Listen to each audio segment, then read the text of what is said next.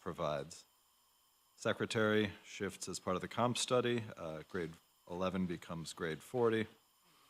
Real property assessment clerk is the position we recently filled. We're adding a control clerk. This gets us, well, two things. One, New York State appropriations as a result of the Interstate 81 project have left us overburdened and understaffed, I think. Dealing with resubs took up way more of Ann's time than anybody in our office likes, especially in the back end of the year, the fourth quarter of the year, when we really can't afford to spare that staff time. So I think a control clerk should be able to help us with that bit of the workload. Also, we are in the early stages of preparing for a citywide revaluation for the first time since the early 90s. So this position should help us build capacity, both to, do the nuts and bolts of that, but also, I think, build capacity for the future as we look to pivot from an appraisal-based and a heavily paper-based system to a more software-based. Commissioner, would that be you said citywide, how long would that take? Procedurally, how would you do that? So that's good, that's good. We're in the early stages of soliciting a vendor via the RFP process. We expect that to take the better part of a quarter. We hope to identify and engage somebody by the end of this year. That would, and Councilor Hogan, I think this was prior to your council tenure, but you were probably over in Parks at this time, remembering the long slog of data collection and data cleaning, because I think our vendor in the late 80s identified a system that had been maintained with a lesser degree of accuracy than we have been doing for the last couple decades. But we've been told by prospective vendors that we'd be looking at any place from 9 to 12 months for data collection and data cleaning. That would entail, without getting too granular, unless you want us to get granular, going through every bit of sales data that we collect, checking to see whether sales are arm's length, value usable, and then keeping them for a potential universe of modeling toward new valuations. It would also entail going through our 41,447 parcels and checking up on the inventory. Everything right on down to sending out surveys and knocking on doors to determine bedroom, bathroom count to make sure inventory is correct. Going across the street, making sure that a commercial class code might be correct, that a walk-up office space collected in 1994 hasn't become a barber shop or a tavern ever since. Really dry but essential stuff for laying the foundation for the valuation. And with the purpose of going to, what percentage are we at now?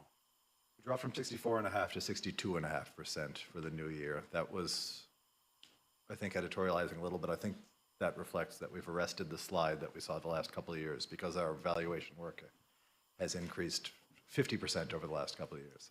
But it still is a slide. We're at 62.5% of market value. A, reflects some inequities in the role, naturally.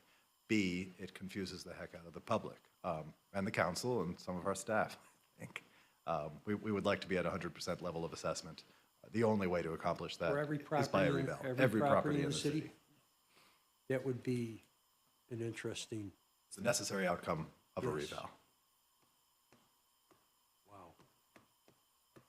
So from start to finish, how long do you think, after you get the data collection, what comes after that? After that comes community outreach and the valuation itself, the vendor running models, bouncing those off our colleagues with the state and us, getting it distilled to the point where I can sign a final assessment roll. 12 months would be a great outcome. We could live with 18. But most likely into a new administration. Definitely into a new administration. So how would that, I mean, is there any somebody that we would be able to guess how much money that would generate as far as the tax rate goes, or? It's a difficult thing to pin down. I mean, I'll preface this by saying through our friends in API, we've developed a good working relationship with the city of Buffalo, who's now doing their second reval in about 6 years. They've given us really good feedback on that. And I think one thing that they've learned from this, doing this in an unprecedented market, which has been problematic for a number of reasons, but they can simultaneously reduce the tax rate and increase the levy, depending on how much meat's on the bone. But we think we could be 20 to 30% undervalued here in the city, which could potentially give the city an opportunity to increase the share of revenue that comes from the levy, from property tax, while also decreasing the mill rate, which is likely going up again this year.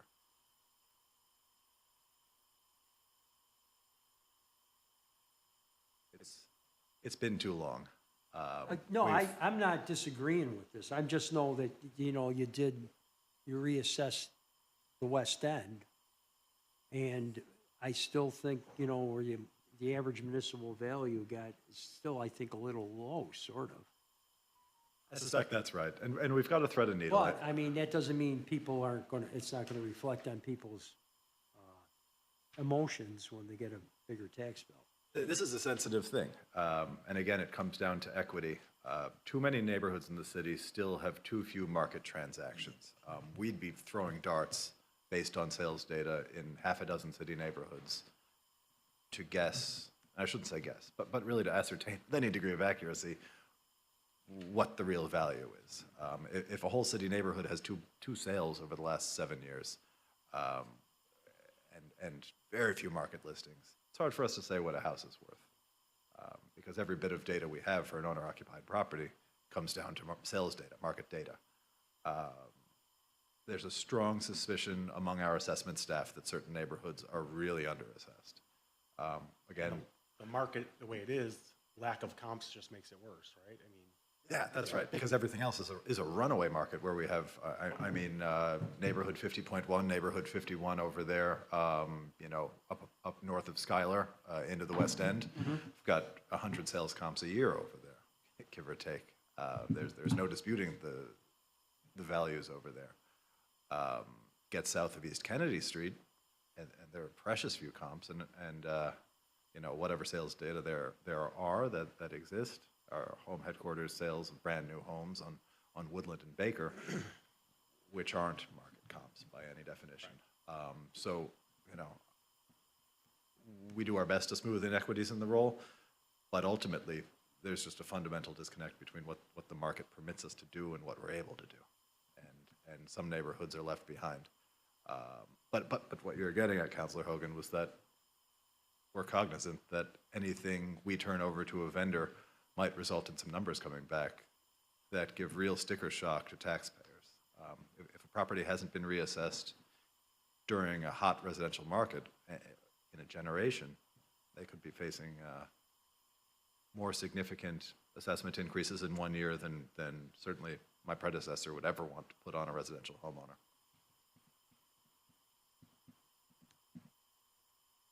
you have to dance around those higher value properties that we're building in an area where everything else is much lower.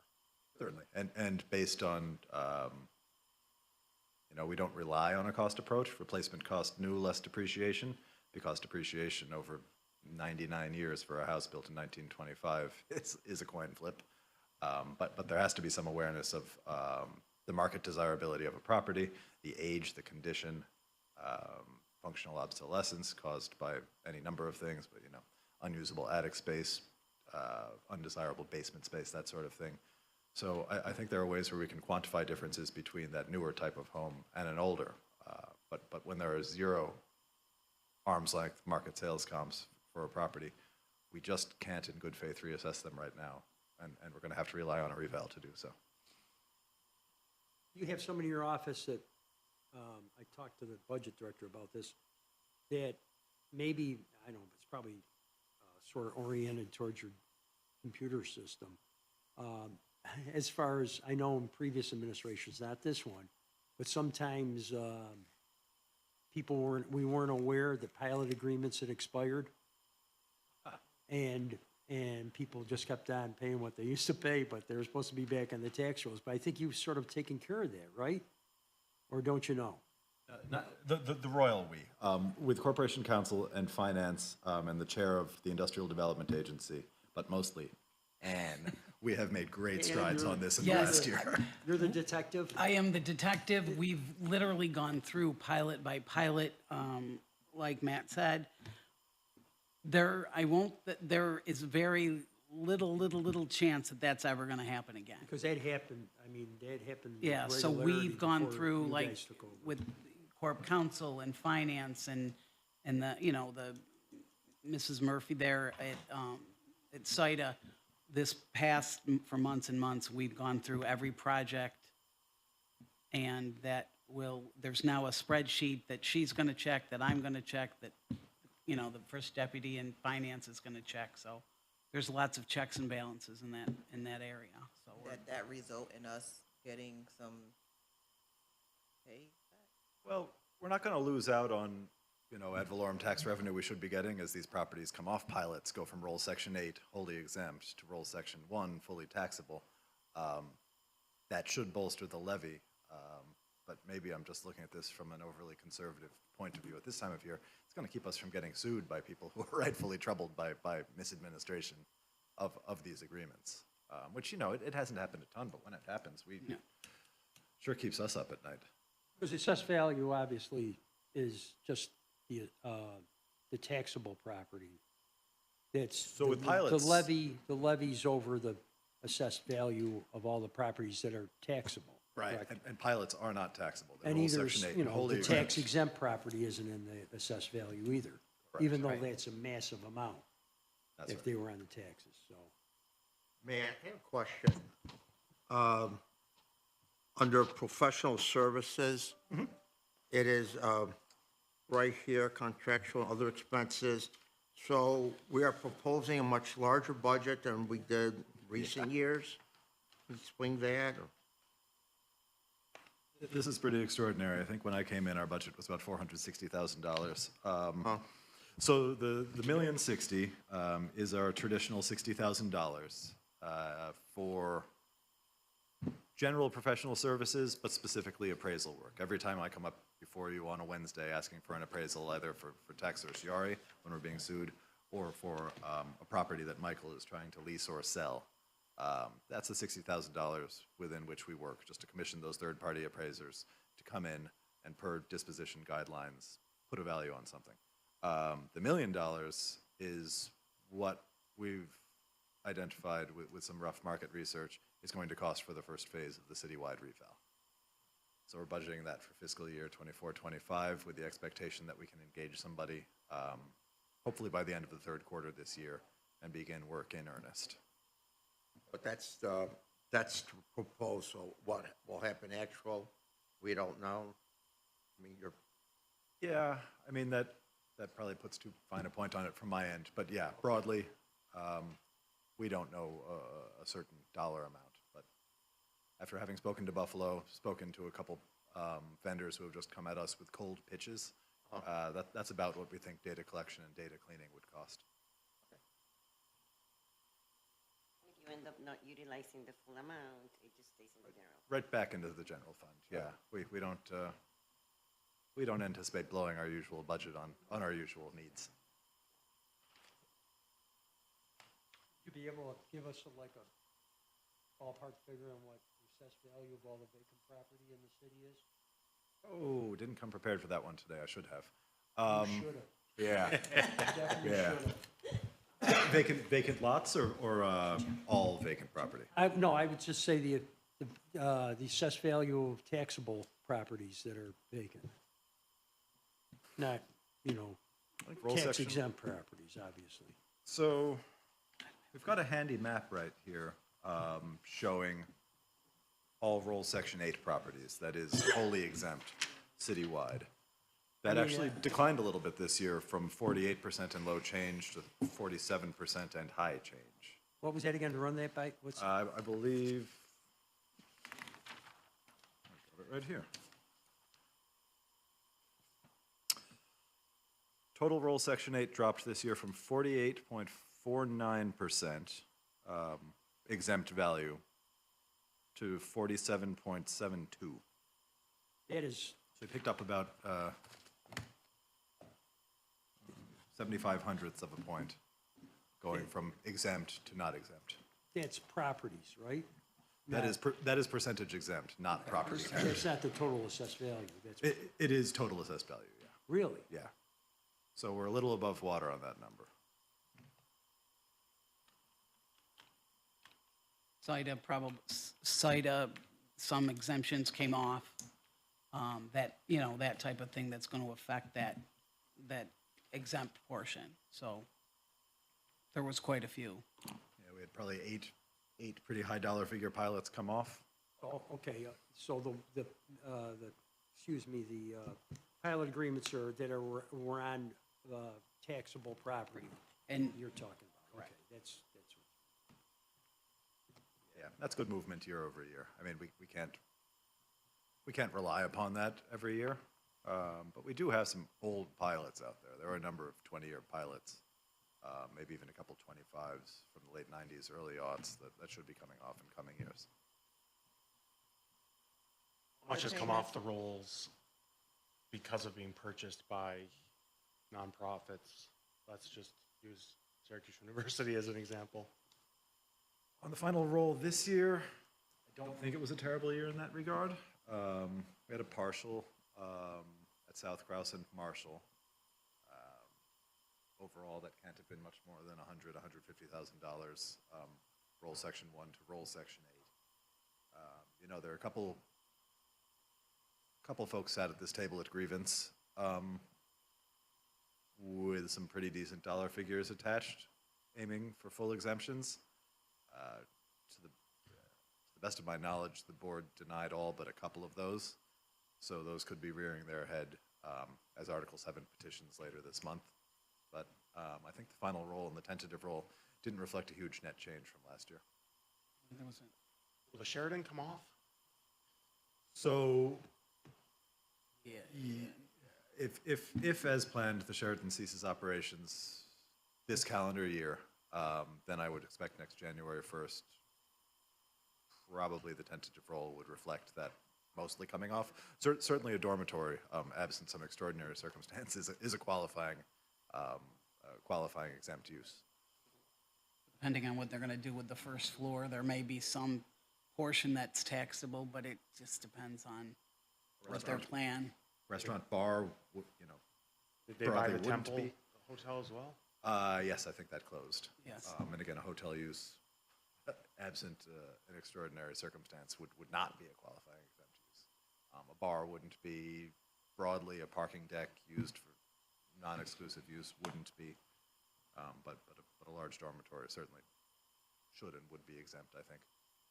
And we would be aware if any municipality across the nation would challenge any kind of university on an issue like that, we would be aware of that. Any kind of legal technicality that we could use to keep just them got a from good, gobbling up property and making it tax exempt.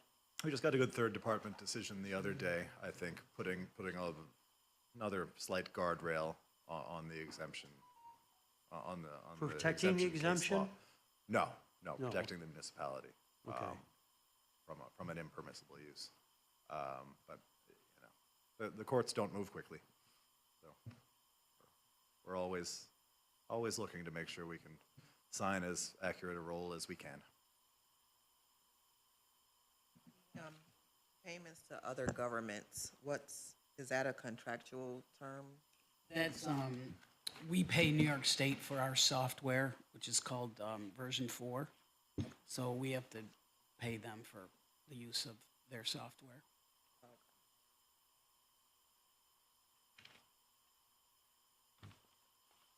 Version 4? Yes, that's our state software that we use for our valuation. That's been another pretty effective tool, I think, in optimizing how we track both the pilots and the shelter rent agreements. And the pilot payments, that CITA grants, they go right into the general fund, correct? To the best of my knowledge, Yeah. yes. Yes, it does. 4 million a year, 4 million a year, 4.3. So, No small chunk of change. no, it isn't, no. Usually, if they're crafted correctly, they increase the revenue than you would have over a empty parcel of land. Would certainly be a valuable tool. Any more questions for So- anybody? Yes, with the monitoring of everything now and making sure that all i's are dotted and t's are crossed, you expect that the grievances portion will go up? So this one's, we've been pretty comfortable in predicting this the last couple of years. This year, losing a significant bit of capacity with our west and south side assessor retiring. He made probably 780 changes this past year, and I suspect he looked at more than half again that many properties. I think we'll make fewer changes this year, and if we make fewer changes, in theory, we'll get fewer grievances, although that hasn't necessarily held true over the years. But also, as we shift capacity building toward the reval, I think we're just going to make fewer changes as an office. You'd have to assume that if we were going to do a citywide reevaluation, you're going to end up with a lot of grievances all at once, right? Our friends in Buffalo told us the other day that they came out of their first reval with 1,700 tax certs. That's not grievances, that's litigation. And that's on 94,000 parcels. They're about twice as big as we are. So that would change our professional services line. Yeah. Other things. They've impaneled, I think, 2 boards of assessment review. As you all know, we have one, members appointed by the Common Council. Apparently, in the good old days, we had 4 boards of assessment review for the last reval. Unfortunately, I've been around since the good old days. I wasn't going to say that, Andy.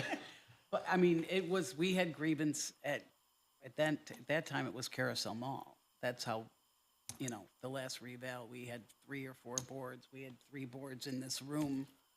So I So would you think, put the million in for the data part of it.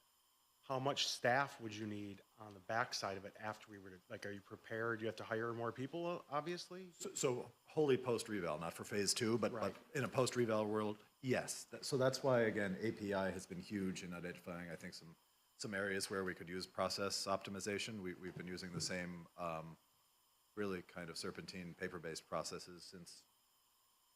I was here since I started. Beautiful, Easy, okay. Ann, easy. You led me into my next question, though, Matt. So do you have the same, we've been talking, Frank's eyes are going to light up. Do you have the same technology problem that is in other departments? We pay $2,000 a year to New York State for a 25-year-old piece of software that, with one glaring exception, really works well for us. You mean last year? Yeah. Yes, I do. I like that terminology, glaring example. So Frank, you know my question.